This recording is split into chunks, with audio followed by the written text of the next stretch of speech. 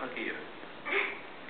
Ik kan constateren dat het overgrote deel blijft de situatie precies zoals die was. Alleen, dat is ook uit het overleg gebleken, ten aanzien van een aantal is het niet meer verantwoord om maatregelen uit te stellen. Volgens Donner is het vervelend voor de gepensioneerden, maar kan hij de huidige situatie in die 14 fondsen niet laten voortduren.